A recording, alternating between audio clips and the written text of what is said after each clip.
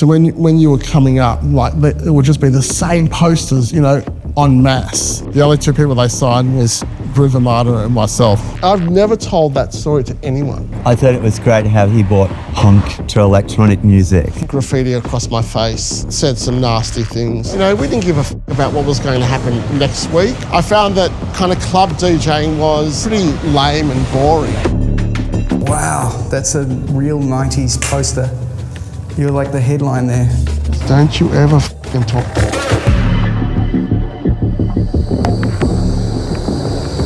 Welcome back to Lost Nightclubs. We are here in the heart of Melbourne. Yes, one of Australia's biggest cities. It's a melting pot of art, business, and music. Now, I'm actually a Melbourner from way back.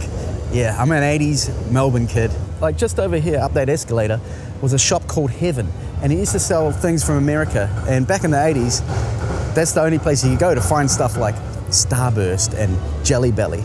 But anyway, we're not here to talk about lollies. We're gonna go meet up with someone that looks like your dad that plays the most epic techno crazy shit. Like he just plugged some stuff in the basement and he's going wild. So let's go check it out. All right, I'll see if I can see him. He's somewhere around here. All right, I've got a guy. I think we found our guy. What happened was it was just a 9-volt battery and I could get back into the country after that. I gotta go. Bye. Here we are. Honeysmack? Shae? This is our guy. I mean, you could, if you didn't guess in my intro, you were born and bred Melbourner? Born and bred in Melbourne, yes. Yeah. Born, bred and still live in Melbourne. You just looked up for a second. What do we got here? What is this place? I'm looking up here because this is the site of a nightclub or a venue called The Lounge. There was one of the longest running techno clubs in Melbourne or possibly the world from 92 to 2003, 2004 called Club Filter. Wow. And this is the place where I very first played live. Wow. I mean, you can't see, I think it's all closed up here, but that was the outside area. You could smoke inside the club. Yep. And it was called Club Filter, which came from the Peter Stuyvesant cigarettes. Oh, right. Yeah. Okay, well, it had nothing to do with filters, like resonance and No, it also, I think also the name Filter also came from like filtering out the shit as well. Okay, right. Mad Rod and Jason Ruboy, who started the club along with Pumpkin and Terence Ho and Darren Jackson earlier on as well. They brought a community together, like an underground community of misfits. Yeah. And what night was that, the hero night of this club? It was a Wednesday night. Okay. So it never clashed with other commercial Saturday night stuff. Exactly. So it became, I think I told Rod or Jason this, it was like Cheers. Yeah. You know, the same people that kept coming and coming. Yeah. And who would you be if you were on Cheers? Oh, I can't remember the characters over the top. Wasn't it Sam and Norm or something? Yeah, I'd be the fattest and ugliest one there, right? You know, now that I'm an Uncle Fester impersonator, right? Side job, yeah. This was Techno. This was, can I say real techno? I don't think it's a stupid name, but it was underground. It wasn't well known. It became popular. It brought a community of young artists and misfits and brought everyone together. And I always wanted to perform electronic dance music live or techno live. Right. And no one really understood what that meant or why it meant it, or they gave me a go. And so this was your first time sort of on stage anywhere? Club Filter may not have been the first gig ever, but it was at this venue for a Christmas party for Mushroom Records. Okay, right. And it grew from there. So Club Filter had already started, and because I did this show as a test for Mushroom for a Christmas party one year, then I started to slowly start to play at Filter. I think they said that I was one of the most frequent live performers at Filter. I mean, there's a whole lot of artists. Wojtek, Steve Law, Guyver, Adam Racebeck, a whole lot of artists, and I think the guys who ran it, Rod and Jason, were pretty selfless. Yeah. And even people like, Terence Ho, H2O was his DJ name. I still think he's still one of the best DJs Yeah. that I would actually pay to go and see. Because Right. I find it funny, I find it weird, you go and see a DJ. Yeah. I mean, you're probably sitting there thinking things, like, what could I do? And oh, I like that, or I didn't like that, or you enjoying the music? I couldn't understand DJing. I understood DJing in a hip-hop context, which I think is really, really important. For me, that's kind of real DJing, is what hip-hop guys do. Yeah, right. You know? But when it comes to minimal techno 4 on the floor thing, it's very hard. I find it very hard to, there's some great techno DJs, of course. Yeah. And DJ has now become the great word that is a collect-all or auteur for things for everyone who makes electronic dance music. So people would say I was a DJ. I wasn't a DJ. No. I mean, I could DJ and I did radio shows, Right. but I was never a DJ. I always wanted to do live. Yeah. Was the thing live? So, essentially, you're an artist, really. Yeah, exactly. Yeah, but Let's go walk over to the door. so there was like a narrow wooden staircase, Yeah. and how it evolved. That you wouldn't even have bouncers down here. It would just be at the top, and at the top would be the door girl that would take your money. It costs almost nothing to get in at the time. So they kept it very affordable. Yeah. And funny story is that the person who was the door person, Bianca, became my manager. Oh wow, that's cool. So she became, she was a manager of mine for many years. Yeah. And we met at right here. Yeah. Oh well, like all the internationals who came through. Yeah. That were doing, say, the bigger shows on weekends, they would come past here. But also, Jason and Rod also, because Jason ran a record shop as well, Octave Records, with Terrence. They would also have their own artists from overseas come here as well. My earliest memory was people like Lenny D coming and playing here, which was like kind of really hard techno Gabba guy from New York. Yeah. But everyone who was somebody who visited Melbourne always came by here. We were completely naive, and that empowered us. Yeah. Naivety was a great force. That you just don't have I think there's not much of that left anymore. Because everyone's so clever and smart and everything's intelligent and, Well, I think you learning that or highlighting that has set a precedent for your career, because you can see it in your performance. You're going on the fly, it's real time, you put in the sound, you might have made it last night or you might have programmed it right then. And then you're like, oh, that's good. Oh, I'll keep that going. Oh, no, I don't like that. I'm going to change that right there. But people living off that moment, seeing that that's happening right then and there, they're in with you. They're making it with you. And that's right, they're making it with me. That's the whole thing about electronic dance music, is that it shifted the traditional paradigm of music where the dance floor is the focus. Yeah. Not the artist or the band. Yeah. Certainly not the fucking DJ. That was kind of a phenomenon that happened. Come the 90s or early 2000s. There are exceptions to the rule, of course, and there are very talented people. But I think DJing has become. Actually, it hasn't become. I always thought it was. I was always challenged by it as an art form. Besides hip hop DJs. Who were really putting something together and improvising. I found that kind of club DJing was, by and large, pretty lame and boring, And I don't think that's necessarily a bad thing, because, again, it's the dance floor that is the focus, not the DJ. But then the myth of the DJ comes up, and I guess coming from a punk background and a punk philosophy, I wanted to challenge that notion. And it's interesting you mentioned the punk era. A lot of influences come from the punk era, especially talking about the Utah Saints. I did a podcast with them, and they used to do punk stuff. They were in punk bands. Beastie Boys used to be a punk band. The Beastie Boys are the reason why I do this. That's very interesting. So I grew up. I was 16 when License to Ill came out, and that just completely blew my mind. Yes. Amazing. I I actually wanted to do, I used to say, I'm just really just a frustrated hip hop artist. But because I'm just like this white boy from Australia, no one's going to listen to like, hip hop from someone like me. Right. So techno was the perfect solution to the punk philosophy and disco with the means of drum machines and a synth. When I was growing up, our next door neighbours had one of the first discos in Melbourne. When they closed down, my father bought the turntables and all these European disco records. They kept sealed until I was old enough to start listening and start sampling them. Yeah, wow. Bring this all together and realised, this was the start of early electronic dances of house and techno and acid and Yeah.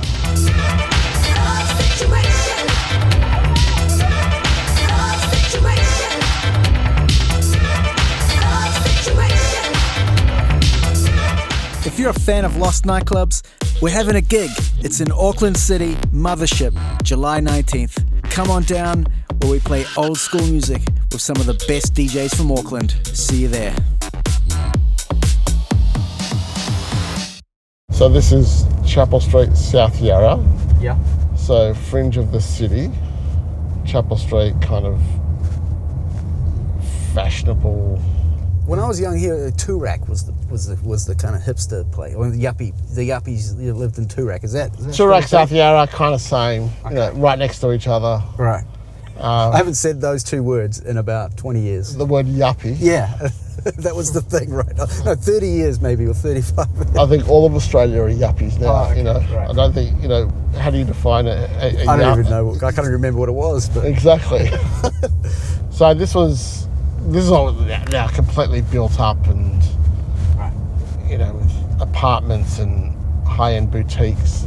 But Chapel Street was always kind of popular for fashion and subculture and nightclubs. There used to be like some cool record shops and some really cool boutiques that were part of the whole, funk essentials. That's kind of all gone because it's been overtaken by boutiques who think that if they're here, they will sell lots, which I guess there's some science behind it. Yep. This is now like a lot of people come here on Friday and are doing chap laps in their cars. Okay, chap laps. Chap laps, yeah. Right here, as we're coming up on your side, is a nightclub called Chasers. So Chasers is probably the first club I ever went to I must have been 16 years old.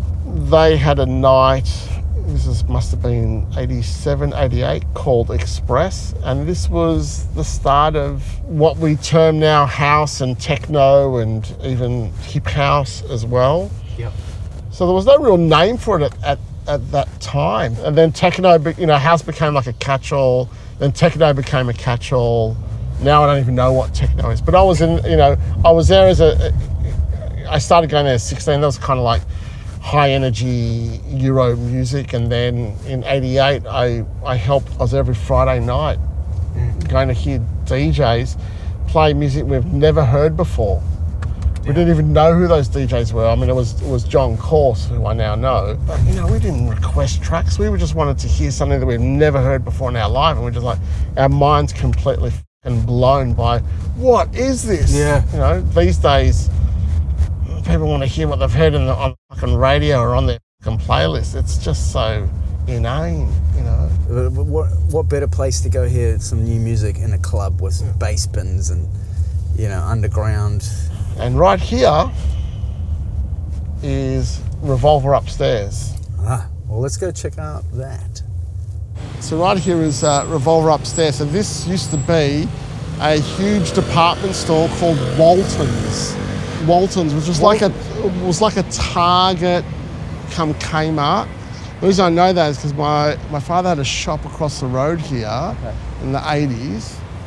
And and upstairs was like a parachute factory. A parachute factory? Yeah. Oh my God, of all things. So Revolver opened up in 97, and I remember coming to have a look at it with Jason, Rude Boy from Filter. The booker at the time, Tina, who was a friend of Jason's, was also a friend of mine from back at Express Days in Chasers. We're walking through with Tina and Jason, and And Jason is saying to Tina, oh, you should get Honeysmack to play live here. And Tina's saying, oh, I would, yeah, that'd be amazing. You know, we'd love to have Honeysmack. The pennies hit me thinking, she doesn't know who Honeysmack is. She's talking like... Talking to you. Yeah. And doesn't realise you're Honeysmack. Doesn't make, And so Jason says something like, well, all right, well then here he is, ask him. So I've known Tina, but Tina has not married me to Honeysmack. She thought you were two different people. So Jason's, and she's saying, David, and she kind of didn't believe it. She was in disbelief. Yeah. Not that I was well, it's like Batman, right? He was like, I'm Honeysmack. Well, it was just like, I was still a very underground artist, emerging, you could say maybe. But, and then she kind of still didn't believe it. Yeah, that's great. And she said, oh, we'll come and DJ. And I said, no. I'm not DJing. Yeah. I'm going to play live. Yeah. Tina also was happy to collide genres and styles. So it was the opening week. It wasn't the opening night. And what was this place called on that opening night? It was called Revolver Upstairs. It has not changed. It stayed the same for, we're talking 30 years? Or 25? Yeah.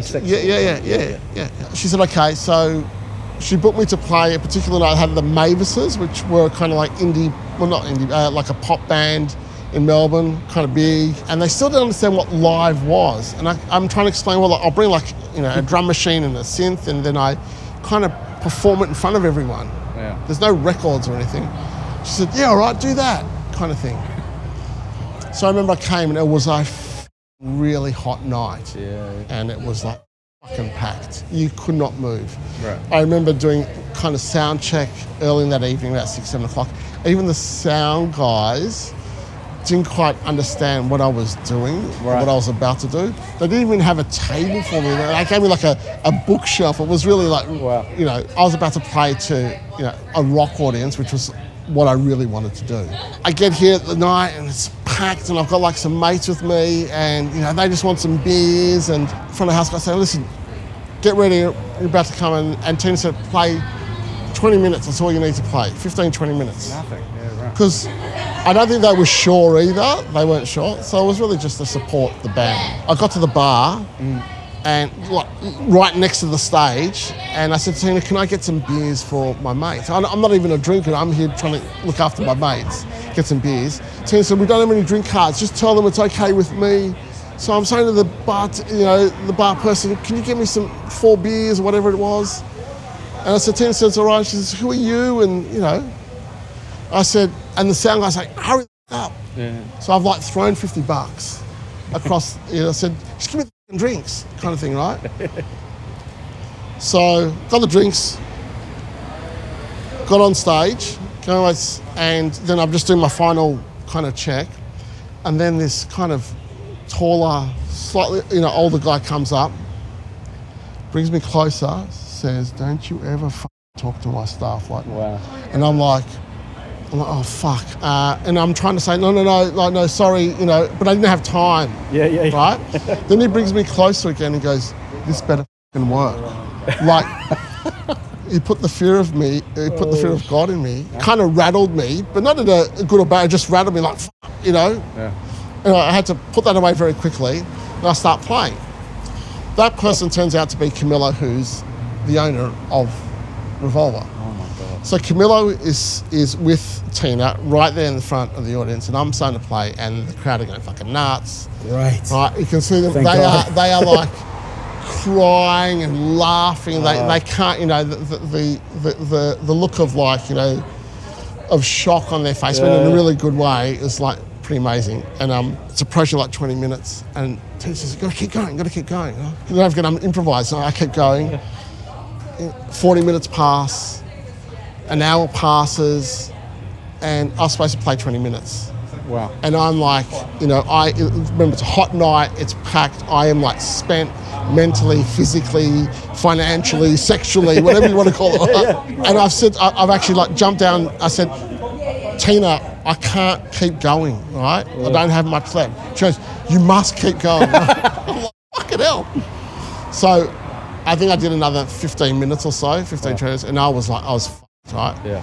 I hit stop, and I don't even know how how I got out of there or anything like that. Camilla came up on stage, kissed me like an Italian father to his son, and said, anytime you want to play here, you will be speaking to me, you know? You come and speak to me or something like that. So.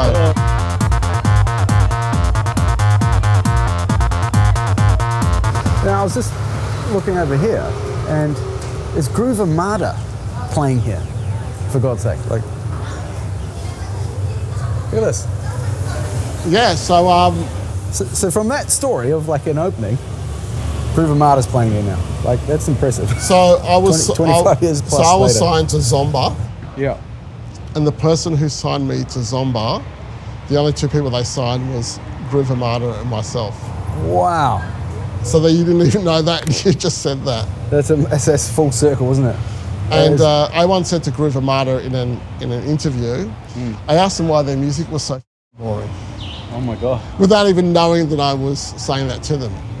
I guess I was just trying to be a smart ass, but you know, I didn't mean it in any kind of malicious way at the time. And I'm sure they took it in they took it malicious actually, way. they actually took it quite well. Oh, okay. But yeah, that was kind of funny. Johnny, who's that? Come here and just be careful. This man can tell you more than I can remember. What? What are you doing on the street? Oh, I'm just trying to sell drugs. John, Shae, Hello, how you John. going? How you going, mate? Yeah, good. to see you. So John, how did you meet him? Because he's a fucking legend, bigger legend than what I am. But I thought it was great how he brought punk to electronic music. wow. Yeah. Did you Pretty prepare this offensive. earlier or not? Yeah. So this is a staircase that actually ruined my back because I'd have to bring up, all the vinyl, right? no, drum machines, sorry. synths. All the gear. 303s and the. Yeah, so it's like, busting I'd get up the top end. Remember, I was smoking at the time. I used to smoke 100 cigarettes a day. So this is the room where I played. There was no cages at the time, but so the stage was multi-purpose. Now I think it's pretty much DJing all the time. And my artwork used to be up here as well. I don't know where that went, but What's it feel like walking through here after just sort of going back to that story of like the first night? And it still feels very familiar. It doesn't feel old or... because it's just kept going. Yeah, because it's kept true to, I guess, its vibe, philosophy, and that's why it's been successful for so long. Now, when this place was first opened, did it have any tagging on the wall? No? There was always kind of like artwork. Yeah. And it's also become an art space as well. If you come down here, still remnants of posters of me playing, such as Honeysmack one. Yeah. That was with, I used to play a lot with Wojtek as well. So, see the poster for Wojtek here. Yeah. On this side here as well. There you are. So that's all kind of late 90s. It'd have to Wow, that's a real 90s poster. You're like the headline there. be. Well, that's Phil Brophy, when I played with Phil Brophy and Phil Samata. So Phil Brophy designed my icon and helped produce some of my albums as well. Up there you can see when I performed with Rod from... Oh, Selma Naladella's New Zealand band there. Yep, so I played with them a number of times, and then there's Rod from Filter. Would you say some of these are your most proudest kind of gigs and stuff? Yeah, because I could always experiment the most with, between club... by the time I got to Revolver, both venues allowed me to freely experiment. And with conceptual ideas as well, not just how I played, but also how I presented. So I'd play with with Rod. I'd play with Phil coming up on keyboards and a friend, Finborough Hanlon on guitar. Wow. So we would, and then with Jason and Terence, we would do the Acid Agency, which was our radio show, but we did it live with DJing and live here. We actually performed here as the Acid Agency, where we would, the guys would be DJing, and then I would synchronise drum machines over the top of kind of 80s music, doing like mashup, but with any form of music. It wasn't just, it wasn't techno, it was just anything that felt fucking good. These stairs will keep you honest though, eh? So more recently, you've seen me play like in the middle of this room now. Right. I'd move the furniture out the way, and I'd set up in the middle of the dance floor. So the audience are part of the performance. Okay. Like a boiler room kind of vibe, yeah? Wow. Well, the boiler room was a stage at Big Day Out, which I did as well. I remember the Big Day Out, yes, okay. Yes, the boiler room. So I did the Big Day Out a number of times. Yeah. And so that's why the brand boiler room is very different to what I know as the boiler room. Yeah. And playing in the middle of the dance floor was something that I was kind of doing before the corporate dance music boiler room thing. Yeah. So this side booth here, you didn't really muck around with this. You were always in the middle here, right? Here. Oh, right there specifically. Literally in the middle. Yeah. The rug is from my old studio as well. Rug. Not many people would know that. I sold it back to the second-hand furniture shop that used to be across the road, and then Revolver took it. So that was 2000, 99, 2000. And stroke the fairy wall, right? When I played in the front room, that door would be open. Now, there'd be people everywhere, and I would just go bang, bang, bang on the drum machine, and everyone would just like, what the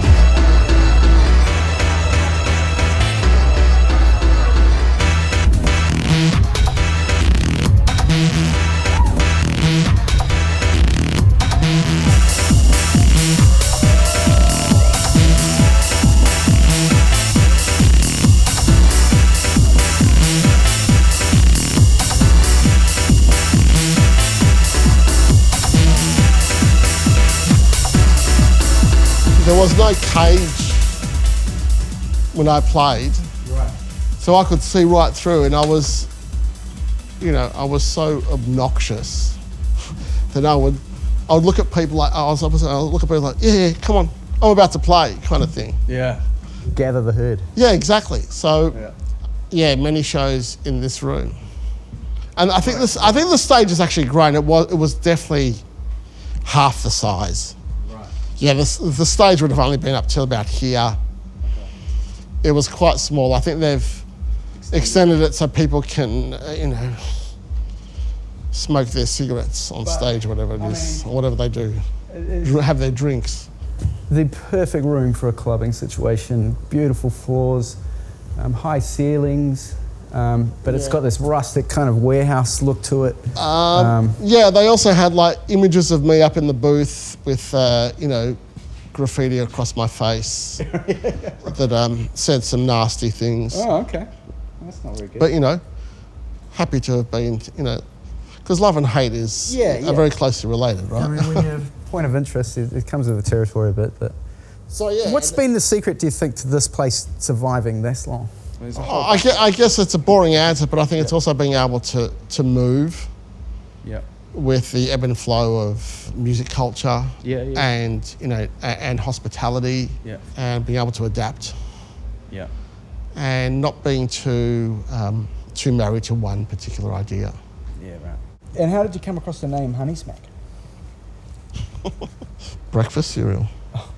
Well, like in the early days of rave culture, there was a lot of, pop art, cutting and pasting. Yeah. And I would see, flyers overseas, clubs and parties like in London or Berlin, and I'd see how they would reappropriate pop culture, iconography and all of that. And I just looked at Honeysmacks. I thought, like, what a fucking weird name. Yeah. And it sat well with me as someone who studied visual art as well. Yeah. That I was reappropriating Honeysmack, and I thought like honey and smack. I'm like, whoa, smack is I thought it was a weird name, and it just kind of stuck with me. And the reason I came up with that name, I guess, where it kind of, there was a period of time where I was, believe it or not, to really contradict myself, I was DJing Gabba, because I was writing reviews for one of the street press magazines here in Melbourne. So I would get lots of Gabba from the early 90s, really hard, like Dutch Gabba, you know, Mokum. And I would write these crazy reviews that everyone really liked, because I almost wrote nothing about the music and was just being outrageous with statements, and it was just kind of like funny. I'd called myself Speedball. I'd played some parties doing this kind of Gabba, this 150, 160 really hard Gabba. Yeah. And I felt like, you know, it was very kind of self-conscious. I thought like, oh, that's not really me. I mean, I like it, I loved it. It was fun. But I really loved the whole acid house and techno. I did this EP and I called it the Honeysmack EP. That's how it started. Wow. So I had my label Smelly Records, and I did the Honeysmack EP, and then I thought, fuck it, I just adopted it as a stage name. Wow. So previously Speedball. I've never told that story to anyone. Wow. If you ever heard Speedball, Gabba, back in the day, let me know in the comments your story and where that was. Were they like house parties, or was it at venues though? Oh, there was like, you know, I must have done maybe 3 gigs, like kind of in the city, mainly as Speedball. They were really small parties. Right. What advice would you give to someone who wanted to sort of express themselves musically? I think the philosophy is very simple. You just literally need to fucking... All right, well, that concludes our fantastic tour of... That's it. That's all have you got any... I think the philosophy is very simple. You just literally need to fucking do it. Yeah. And stop giving a f about what other people think. Wow. Just do what you think is cool, what you think is good. You do it long enough, it's going to resonate with some people. Amazing. And if it doesn't, you're still happy doing it. Yeah, at the minimal. Mic drop. Good to see you, mate. Take it easy. Thank you. Man, what a great experience is having all the history on the walls here. Like, you know, now it has, you know, a great reputation.